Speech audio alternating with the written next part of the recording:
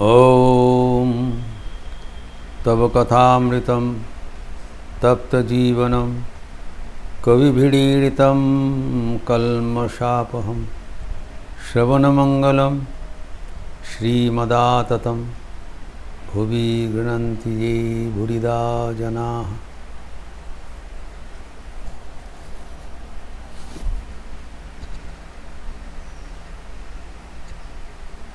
भगवान श्री रामकृष्ण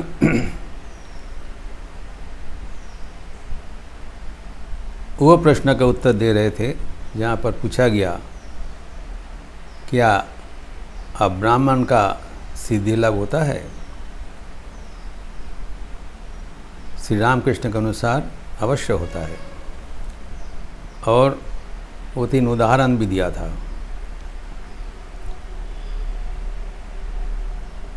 भक्त रविदास, शबरी और गोहल चंडाल।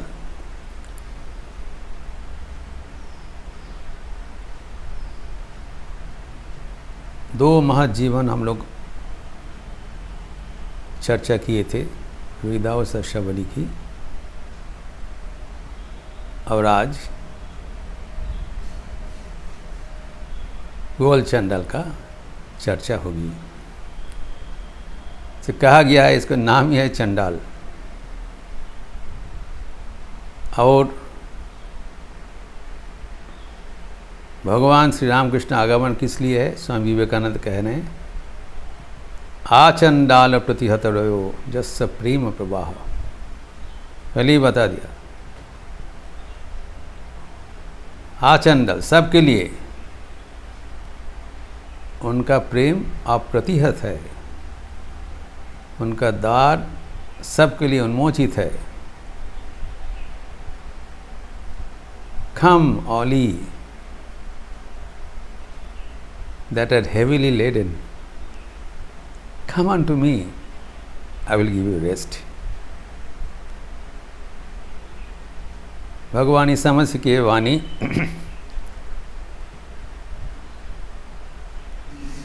पुनः गुंजरित हुआ था भगवान श्री रामकृष्ण के जीवन में।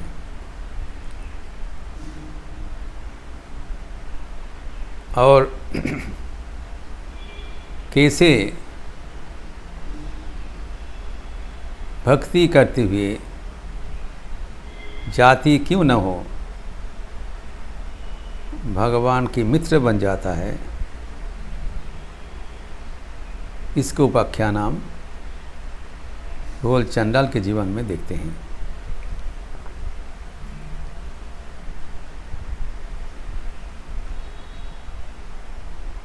इसके उल्लेख रामायण के अयोध्या कांड में है। जब वनवास के समय में रामचंद्र अयोध्या से निकले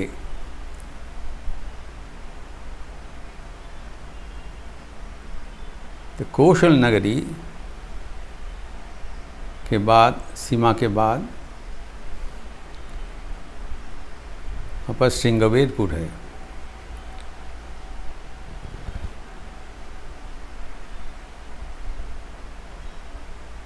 और श्रृंगवेरपुर के राजा निषाद राज गुहुक था।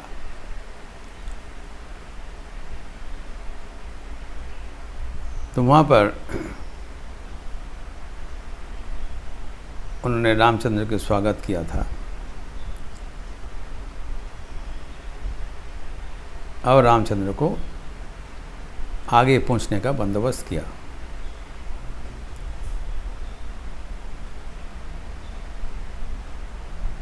ये श्रृंगवेरपुर में अभी भी निषाद राज का राजमहल है और लखनऊ से इलाहाबाद जाने की जो सड़क है उसमें लखनऊ से लगभग 135 किलोमीटर इलाहाबाद के ओर मानिकपुर गढ़ी है।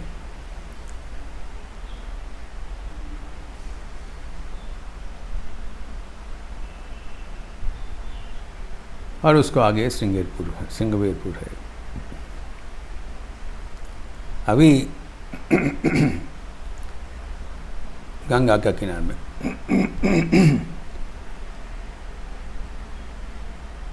ये परम भक्त थे। इसके भक्ति के इतिहास में कहा गया है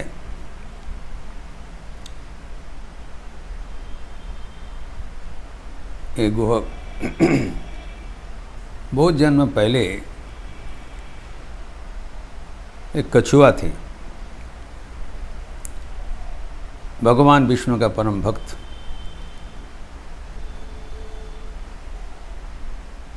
विष्णु तो अनंत शैया में शायित थे, तो इनको पाद स्पर्श करने के लिए इनकी इच्छा थी, बहुत प्रयास भी किया।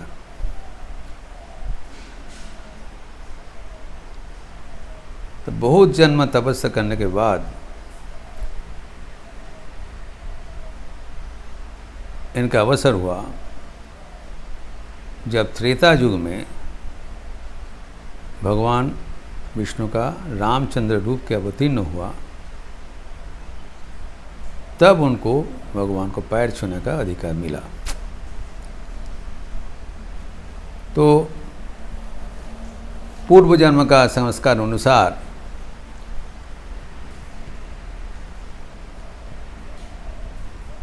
सिंगवेरपुर में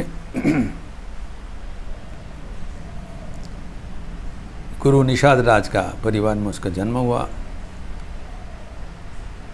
इन लोग मल्लार थे और निषाद कम्युनिटी के थे।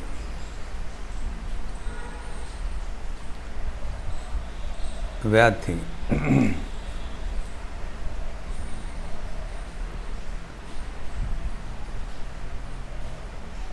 लेकिन ये उनके पिताजी के साथ राज चक्रवर्ती दशरथ का मित्रता था। वो कभी कभी अयोध्या में जाते थे मित्र के पास।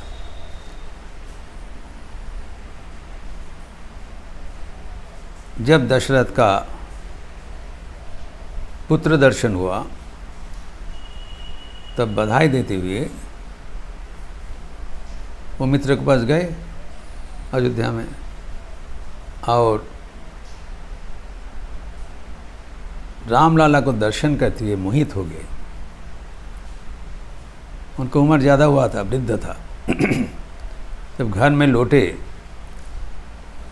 घर में वापस आके सिर्फ और राम का कथा ही कहते रहे आनंद में। तब ये निषाद बहुत छोटे थे, तो बचपन से राम जी का ये कथा सुनते ही उनके मन में तीव्र वासना हुई कि वो भी जाके रामलाला को दर्शन करें। छोटा था, उस समय संभव नहीं था। जब उसको आयु थोड़ा बड़ा 5 साल का हुआ, तब उनके इतना इच्छा देखते हुए उनके पिताजी वृद्ध लाला जी निषाद राज उनको अयोध्या भेज दिया। एक साथी के साथ, सहायक के साथ भेज दिया। और जाते समय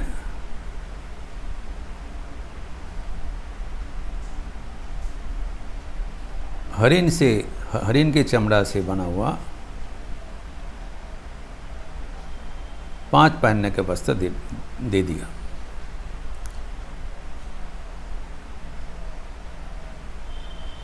तो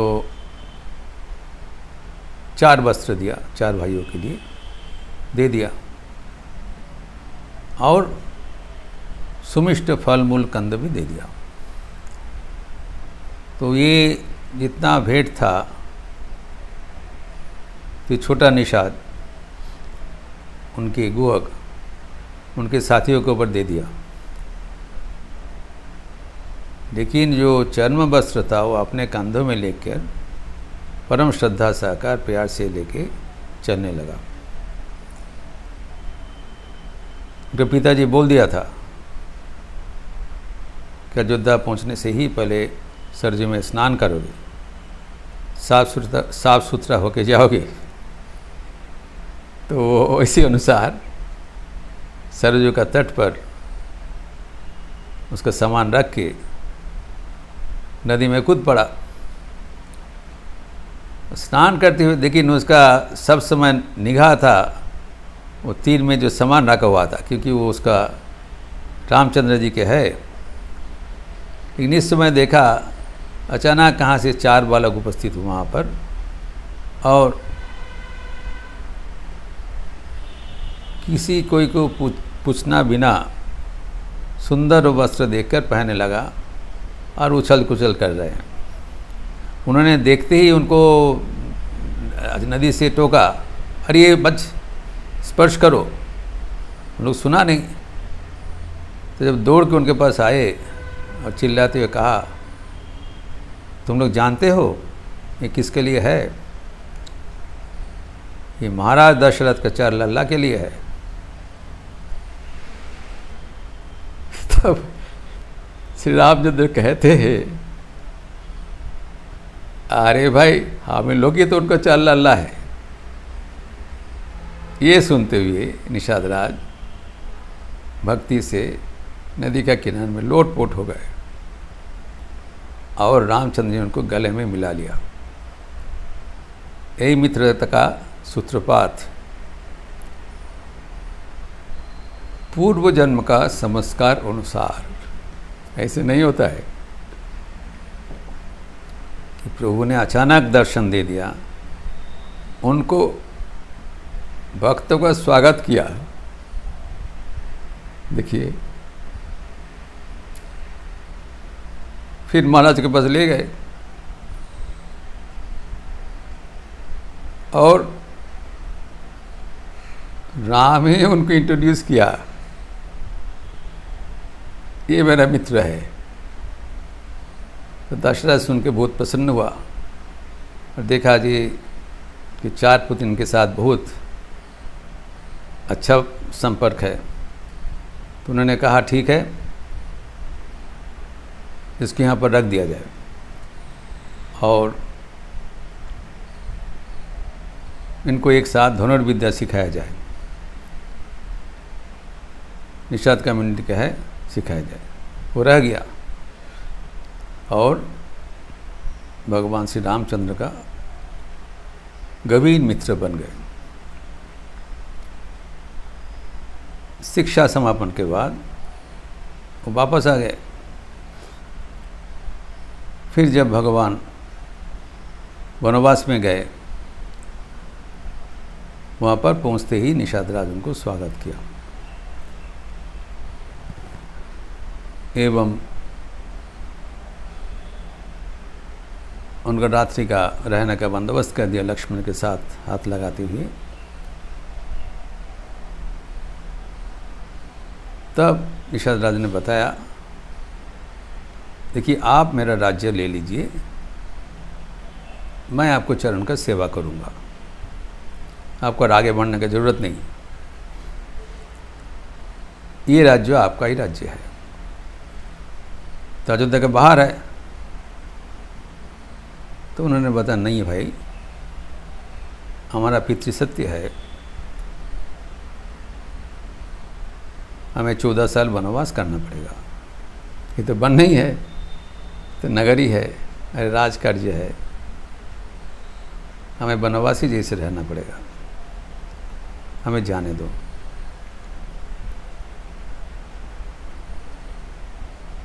तब उन्होंने बताया ठीक है, लेकिन 14 साल समापन करते हुए जब लौटेंगे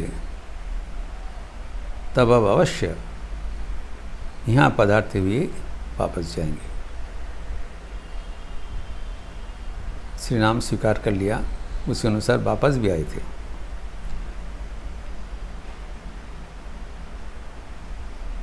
फिर आगे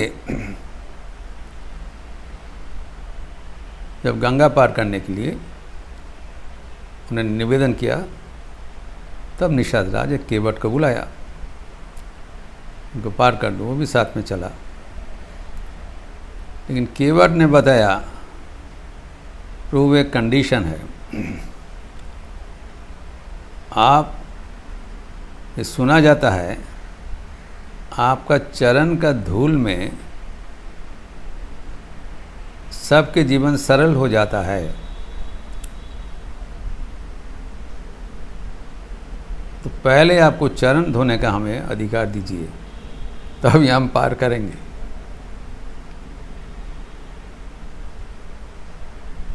और तो रामचंद्र जी प्रसन्न हो गए, मुस्कुराते हुए उनको अनुमति दिया। तब केवट उनको अपने घर में ले गया, केवट पत्नी के साथ सत्कार किया। देखिए, जब चन्नल का बात हो रहा है, जब उन लोग वहाँ पर थे, सीता जी का स्नान करने का पानी ये निषाद राज ही लाया करते थे। चन्नल का पानी से वो अपने को शुद्ध करते थे।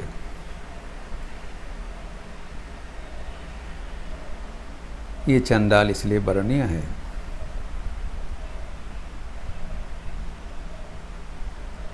तो तब निषाद राज के साथ, वो केवट के साथ उन लोग गंगा पार कर लिया। तब रामचंद्र जी ने बताया, तुम लोग सब वापस चले जाओ, हमको आगे बढ़ने दो, केवट को छोड़ दो। तब गोग ने बताया, नहीं जी, आप लोग को और थोड़ा आगे जाके जब आप बोलेंगे हम लोग वापस आ जाएंगे। तो अनुमति दे दिया। उसको आगे जाके जब यमुना पार करने का समय हुआ, तो छोटा सा एक बांस का बंदोबस्त था, उसको अरेंज करके इन लोग पार करवाया। फिर इनको बताया, अभी तुम लोग वापस जाओ, हम फिर लौटेंगे। तो चले आए। लेकिन 14 साल वो इंतज़ार में था कि मेरा प्रभु फिर आएंगे। और वही हुआ, पुष्पक विमान में लौटते हुए रामचंद्र वहाँ पदार्पण किया, उसका बहुत सत्कार किया। और फिर जब रामचंद्र जी का अभिषेक हुआ, राज्याभिषेक हुआ, तब उनको आमंत्रण बुलाया।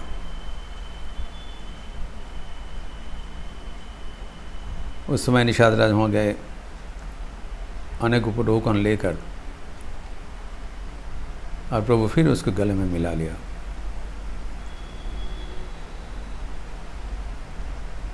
और इनके जीवन में इच्छा थी, जो नीच कुल में होते हुए भी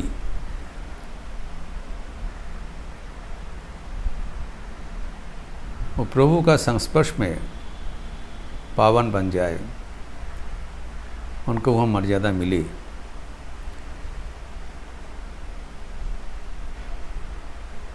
तो प्रभु को स्पर्शन किए, प्रभु का कृपा हुआ, एवं रामचंद्र भी उनका परिश्रम को स्वीकार करते हुए बहुत स्नेह दिखाया एवं राम राज्य का प्रथम नागरिक बनाया निषाद राज गुरु को। फिर जब रामचंद्र जी का अश्वमेध यज्ञ का बंदोबस्त हुआ, तब भी निषाद राज को बुलाया था।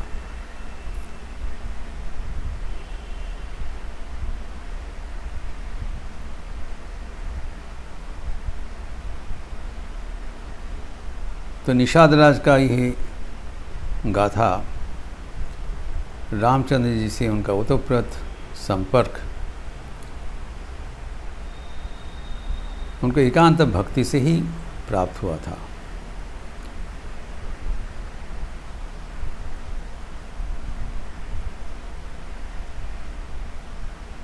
चैत्र मास का शुक्ल पक्ष का पंचमी तिथि में निषाद राज का जयंती मनाया जाता है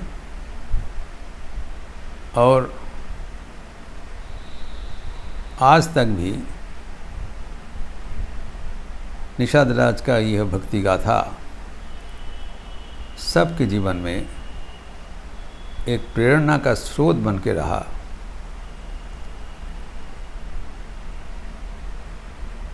जिसका उल्लेख भगवान श्री रामकृष्ण ने किया, जिसका उल्लेख राम नाम संकीर्तन भी है, संकीर्तन में भी है।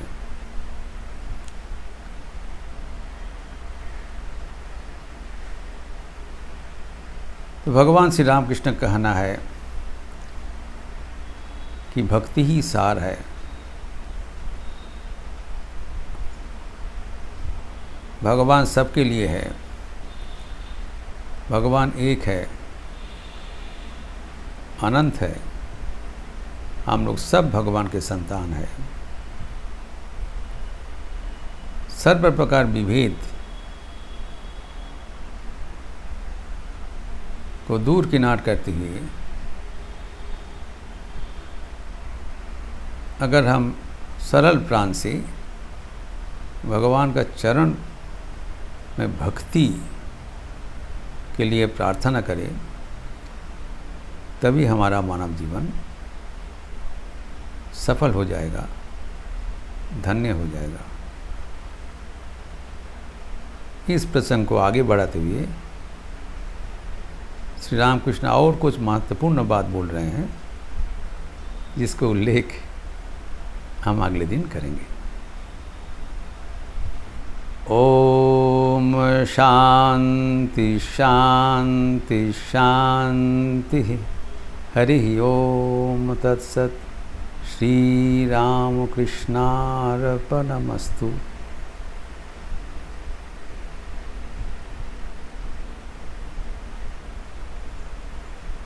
मंगलवार का अवसर पर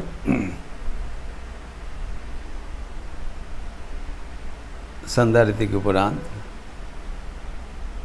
हनुमान चालीसा होगी, लिपि भेजा जाएगा, जिसको पता नहीं है आप लोग अवश्य अंश ग्रहण करेंगे। अच्छे रहिए, स्वस्थ रहिए, आनंद में रहिए। नमस्कार।